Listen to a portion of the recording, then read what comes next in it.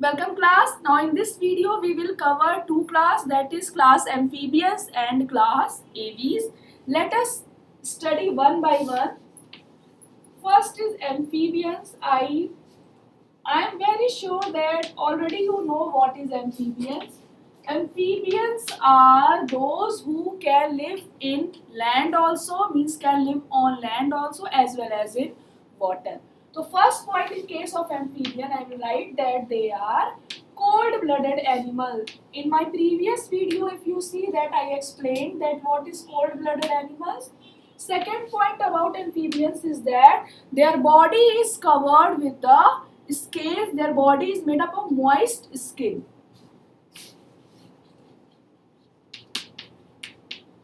Third, they will do the respiration by the help of gills, or in some cases they will do the respiration by the help of lungs. One more important thing is that sometimes they do the respiration by their moist skin, and that type of respiration in which the respiration is done by the help of moist skin is known as cutaneous respiration. So this is important.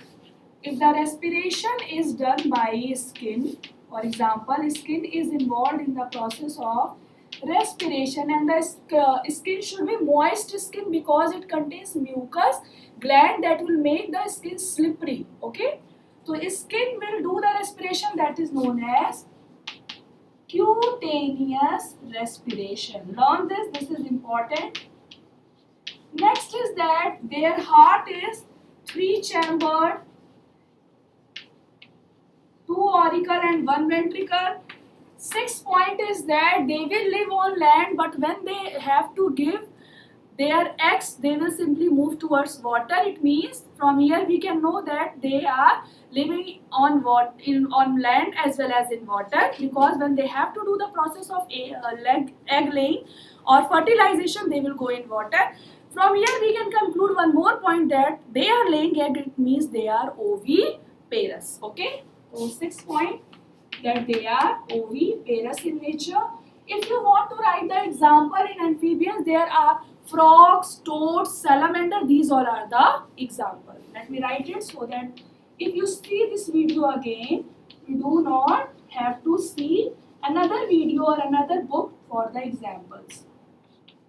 This is the complete characteristic. Now, when we move towards aves means we are talking about the birds. Okay, so first is that they are warm-blooded. It means they have the tendency that they can maintain the internal body temperature according to the outer body temperature. Second, their body is covered by feathers. Third is that they have a special kind of bone that is known as hollow bone. Because of the presence of only this hollow bone, the weight of the body of the bird is very light so that they can fly. It means the hollow bone is present that will help in the process of flying, means help in flight. Simply I am writing like this. And this hollow bone is known as pneumatic bone. Learn this. In this, P will be silent. This is an important question. Sometimes it comes in the various competitive exam that what is the name of the hollow bone that is involved in the case of flying of the aves.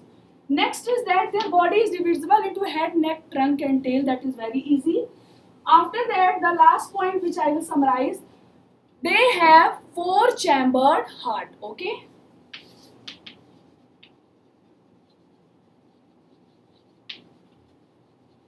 And one important point is one more, that the sound production capability in case of aves, there is one sound production box. For example, in case of human like us or me, we have one larynx that is known as voice box.